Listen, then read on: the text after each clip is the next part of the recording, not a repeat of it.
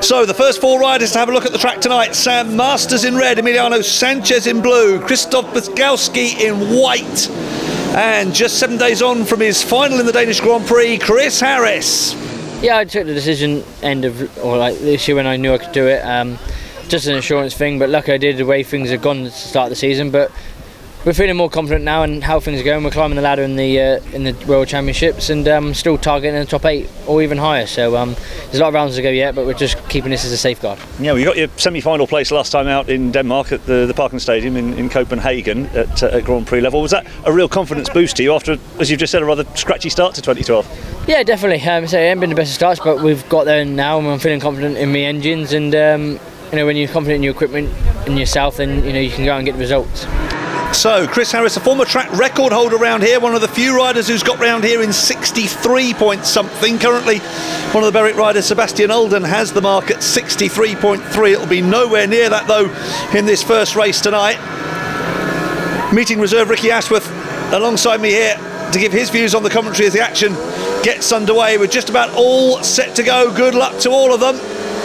Away we go in Heat 1 and into the first bend. Emiliano Sanchez is best away in blue. Chris Harris round the outside in yellow. Then Sam Masters, Krzysztof Brzgalski, and into the third bend. Bomber Harris lives up to his name, and down goes Sanchez. No actual collision there, I don't think, and Sanchez is back up. But, well, Ricky, that was hard and fast from Bomber straight away. Yeah, it was, and I think Emiliano must have known he was coming up fast behind him there, but I think he was a little bit unlucky. He made a good gate. It was always going to be hard for Bomber to get across from gate 4, but you can see conditions are far from ideal. It's probably like riding on a ploughed field, and I'm glad I'm reserve at this moment, to be fair. Well, bearing that in mind, I said the track record here is 63.3. Bomber might actually struggle here to beat 70 as he leads round. Sam Masters is second. Brzgalski is third. Sanchez up off the deck, but I don't think he's going to make any impression. Gradually, hopefully, a drier line will emerge, particularly on the inside of the track. But these are amazing pictures as round the pit bend for the final time, Chris Harris is going to win the opener and coast over the finish line, just happy to get round. And bear in mind, we have to get through at least 12 races for this meeting to be official, preferably all 20. This was the move on the inside of Sanchez, and Emiliano just losing it on the outside there. I can see one or two of the riders have already asked the clerk of the course to go to the referee's box. There's the winning time, 72 seconds exactly. So that's about 2 seconds a lap slower than he would go round here at full tilt. An amazing start to what's been an amazing day already. Fingers crossed we can get through the rest of the racing, but there's certainly going to need to be some work on the track, and quite a few of the riders, noticeably Davey Watt, who's in Heat 3, and Danny King in Heat 4, several others as well joining in. Look how much sludge has been scraped back there. How borderline are these conditions, Ricky? It's really borderline. They've done everything they can. The weather's just been so cruel. And the actual time and the manpower that's gone into getting this track rideable. So far, it's just been so unfair. But I think they'll keep working at it. And as long as the rain stays away, then I think the first few races are going to be tough. But as soon as somebody goes out there and attacks it and shows that it can be ridden, then I think we'll see a meet too. And I think the key thing, as you mentioned, is having the guts to attack the track in these conditions, because if you worry about it and let it throw you off your stride, that's exactly what it'll do.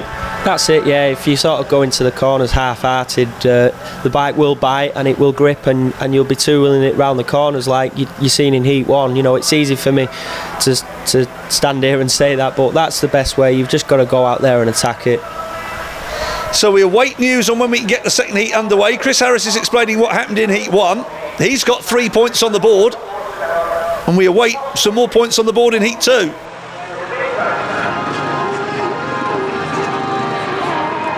Just over 15 minutes after Chris Harris won the opening race, we do have Gino Franchetti on his way out in red, Henry van der Steen in blue, Marcel Helfer in white, and Kenneth Hansen in yellow. Let's catch up with Kenneth.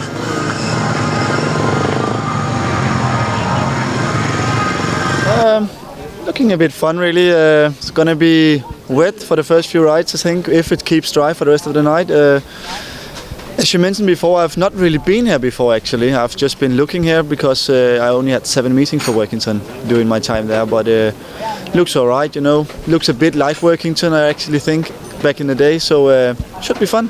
We've not seen too much of you in British Speedway in recent years. Obviously more concentrating on your career back in Denmark. Just bring us up to date. What are you doing at the moment? Since I went back home from Peterborough, I've actually been studying to an accountant, so I'm finishing in 2 weeks' time. Done full-time Speedway besides of that, doing to a special Team Denmark program, sports program in Denmark. So Kenneth Hansen reckoning this should be fun. Mind you, that was before the 4 o'clock deluge. That interview was recorded about 3:30 this afternoon. And now he's got to try and see what he can do from the outside gate here in Heat 2.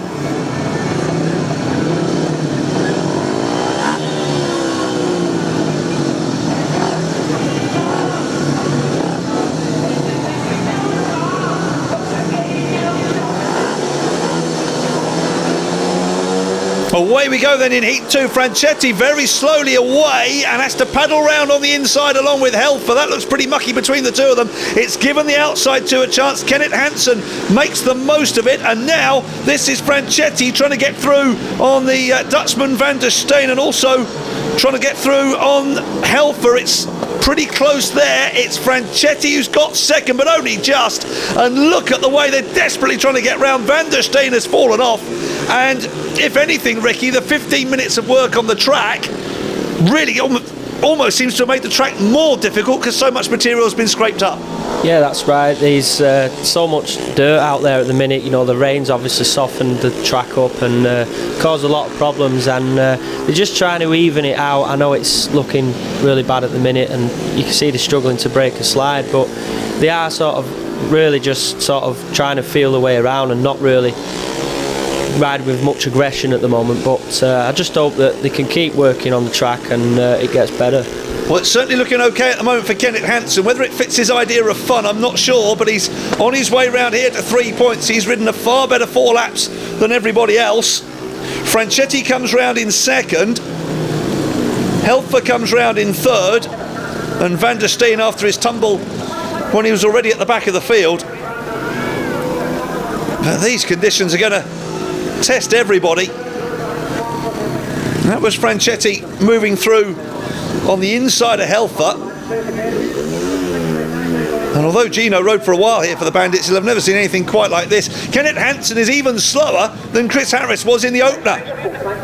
That is nearly 10 seconds outside the track record. Kenneth Hansen in the yellow helmet, the time of 73 seconds. Second, Gino Franchetti in red. Third in the white helmet, Martin Helfer. But the good news this time is that we're getting straight on with Heat 3 rather than the gap we had between Heats 1 and 2.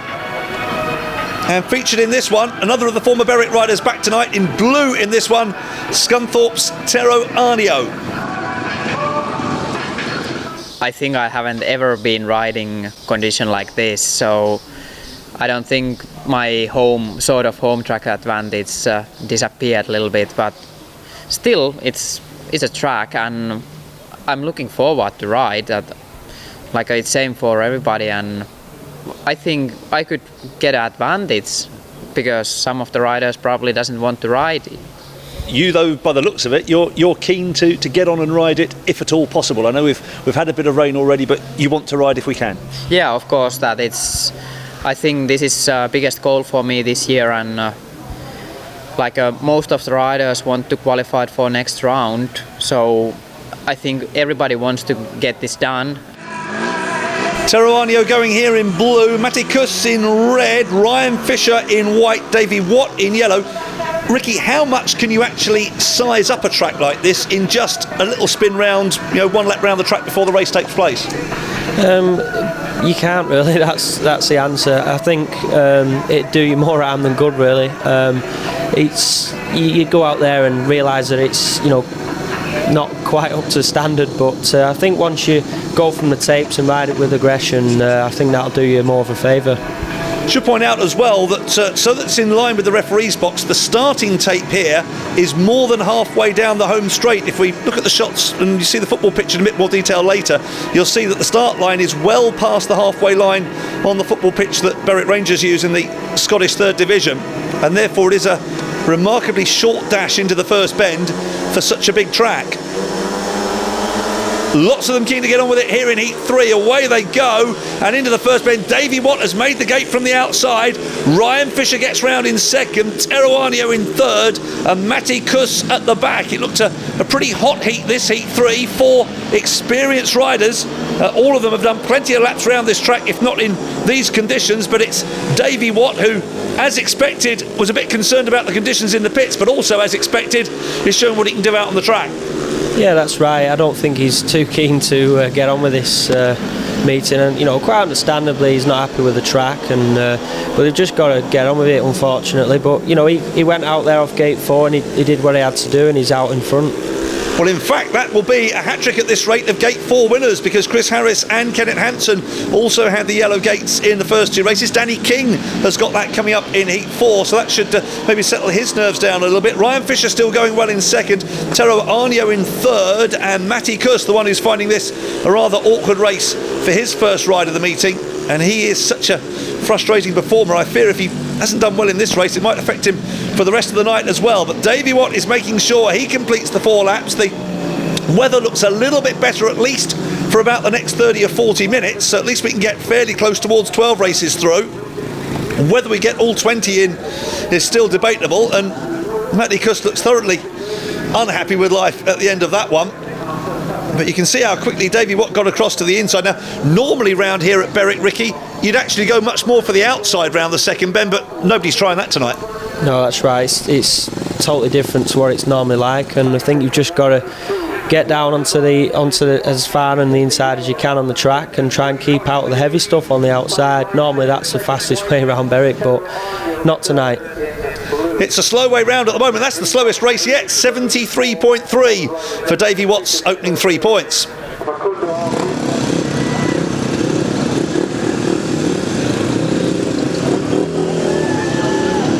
On the way out here for Heat 4, Facundo Albin, the young Argentinian, in red, Linus Sundström in blue, Kenny Ingles in white, and goodness knows what he's been told about this track lately by his brother Jason King. It's one of the British riders tonight, Danny King. Yeah, I come up last month just to give him a hand and have a bit of a nose, really. Yeah, it's all pretty much how I remember. It's big, it's fast, and it helps if you make starts, so that'd be the aim. And we notice you're set up in the pits next to Chris Harris, and he's the one established Grand Prix star, using this meeting as a way to try and guarantee his place back in the series for 2013. Is there going to be much of a rivalry between you there in the pits this evening? There's always rivalry between any riders, but I'm good friends with Chris. We ride together in Sweden, and we see a lot of each other, so no, it's fine. We wish each other well, but when it comes to the track, of course there's a little bit of rivalry, I suppose. Yeah, they've been very, very clever with it being so crowded with everybody in the pits and all the extra equipment that they brought with them here this evening. Chris and Danny managed to get themselves reserved a little tiny corner away from most of the other riders, just a little stall of 2 pits next to each other, and they've set that up as the British zone in the Berwick pits. If you look up towards the back of our picture there, behind the end of the stand, there's a little corner away to the left where they are. The bulk of the riders are further up, overlooking the 4th bend. Chris Harris already a winner. We'll see if Danny King can be likewise here. Off they go, racing in Heat 4. Sundström well away in blue, but Danny King even better away in yellow. Going a little bit wider in white, Kenny Ingles, the American, Facundo Albin behind him. But towards the end of the first lap, Danny King perhaps the best start yet off the outside gate, and he's making the most of it, Ricky. Yeah, he did. He made a brilliant gate, and look at him. He's attacking the track. He came into the pits turn absolutely flat out, and he got round there a lot easier. I think some of the riders are making it look slightly worse than it. I know it's by far from ideal, but Daniel's gone out there and he's attacked it, and he looks to be getting the best ride out of anybody so far. Is it helping perhaps the way I'm watching him riding there? He seems to be quite hunched over the handlebars, as if he's bracing himself for the conditions. Would that be a fair way of looking at it? Yeah, because obviously you're getting quite a lot of traction out there, and there's obviously slipping parts as well. You need to keep your weight over the front of the bike and try and keep the weight off the back wheel and keep it spinning. So it's working well here for Danny King. I suspect this is going to be the fastest that we've seen so far. Quite how this track will react as it dries out a little bit, we remain to find out in the next batch of rides, but he's an impressive winner of Heat 4. Linus Sundström for second. Facundo Albin got the better of Kenny Ingles, the American, finding that particularly tricky going in Heat 4. But a great start there from Danny King. And he's gone into the joint lead. And that's 4 wins out of 4 for the yellow gate. Fisher, Helfer, Bukowski and Ingles will have that honour in the next batch of rides. Now, I mentioned about the British zone of the pits. It's just down behind the pit gate, down to the left, as opposed to most of the riders being to the right. That's where Bomber and Danny are standing. We'll keep you up to date with the leaderboard as the night goes on. Top 9, remember, go through to the 3 Grand Prix semi-finals. There are 5 of these qualifiers in the first round of the Grand Prix sequence. Now let's catch up with the other track reserve this evening, Lee Complin. Yeah, obviously I'd like to be out there and that, but it is very tricky. But you know, the Berwick guys have done absolutely fantastic to even get it raceable. And the thing is, we need to get on the track with the tractor and, you know, like, fluff it up and stop the big berms. But it's the referee saying that he doesn't want them to go on the track. So it's like, what can they do? So basically, it's like you're fighting a losing battle, really, aren't you? What do you have to do in these conditions? Is it a track that you are defensive on, or do you have to attack the track to try and ride out the rough stuff? It's like any track, you've got to attack it and that, but when it is like this, you have to attack it, because as soon as you shut off, you will catch up. That's what straighten everybody up. But like I say, it is a bit patchy in that, so I think you'd have to be fairly not all there to give it all rock all. And you can sense 1 or 2 of the riders are just a bit more wary of the conditions, wondering quite what they've let themselves in for. Yeah, I mean, that's the thing though, when they're coming in half-hearted and that, it's going to get in trouble and that, and when you're coming to a corner with no power, you end up having to try and put it on, then it's just, it's one of them things, you know, you've got to attack it, simple as, you know, to make it safer for yourself. Well, we'll let you head back to the pits, maybe join you in a few more heats time, see what we make of the situation, because once again, one or 2 spots of rain in the air. We'll let you get away for now. Right, cheers. Thank you, cheers.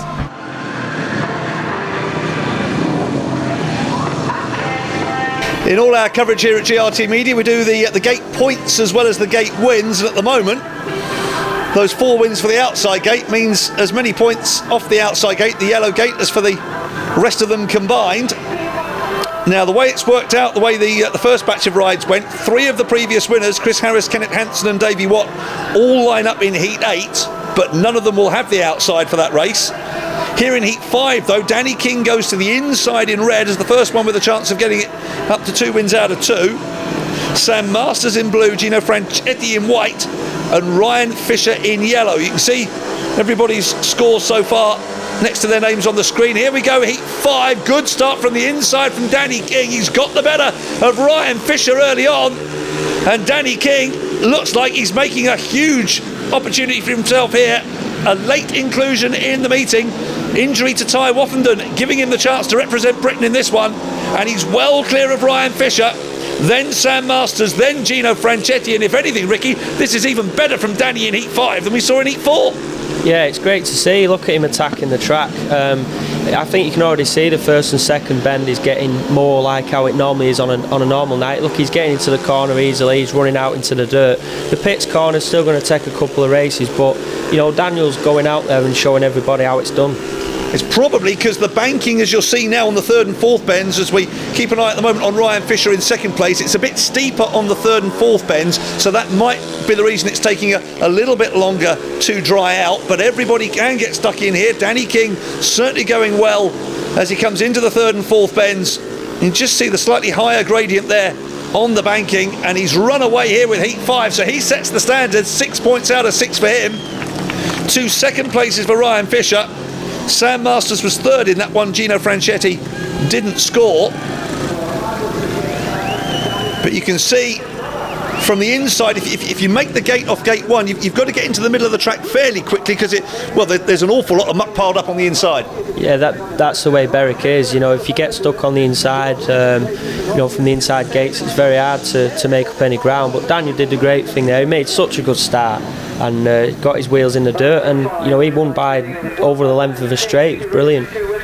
His next ride will be against Chris Harris. They're on red and blue respectively in Heat 12.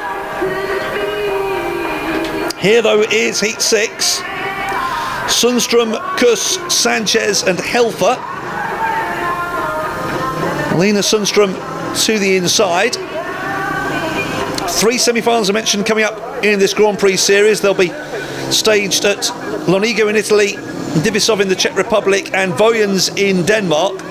And then it all boils up to the Grand Prix Challenger meeting for 3 places in next year's series.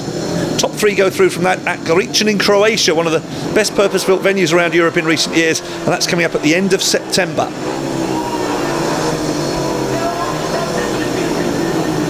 Would think Lena Sundstrom would be a fairly hot favourite for this one based on the evidence of the early races, unless Matty Kuss improves from his first ride. And all problems there now. Emiliano Sanchez, if anybody has touched the tapes. Referee Wojciech with a decision to make here. Watch the rider in blue, in white. Yeah, it's definitely Sanchez. And there's no rule, unlike in our normal Premier League coverage here, for a rider to go off a 15-metre penalty. It will be at this rate a chance for Lee Complin as the first meeting reserve. Sanchez's exclusion has been confirmed, and that is the Berwick Bandit captain Lee Complin. We saw him chatting on the track just a few minutes ago, and he looked like he'd like to get stuck in a bit more than some of the other lads in the pits. Well, here's his chance. I think he certainly ought to beat Helfer the German. Probably Matty Kuss in these conditions as well. Do you reckon he can beat Lena Sundstrom as well, Ricky? I'm probably fairly close between them. He'll give it 100%, that's for sure. You see Lee week in, week out, giving it big blasts around the boards, and it's great that he's got an opportunity here. Well, he's away pretty well along with Sundstrom. They're ahead of the other 2. Kuss in blue, then Helfer at the back. Sundstrom better round the second bend. So Lena Sundstrom leads. Lee Complin representing very much many of the supporters in the crowd as the Berwick captain. They'll give him a massive cheer here. And he's going to try and catch Sundstrom, and he's going much, much wider than anybody else has so far. Ricky alongside me is almost gasping as he did that, because in these conditions you've got to have some nerve to do that. Yeah, Lee's probably one of the bravest riders about, and he didn't want to give in and take second best, but you know he's going to have to, because the way he got filled in then, he nearly got blown off the bike, you know, with a guy in front with the dirt coming back off the back wheel, and just goes to show that the dirt deflectors don't really do that much for the riders, do they?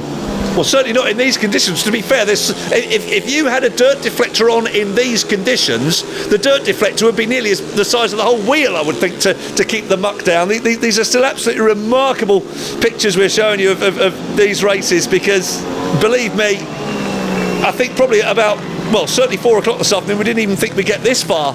Never mind the racing there, and a win for Lena Sundstrom. Lee Complin in second, Matty Kuss in third,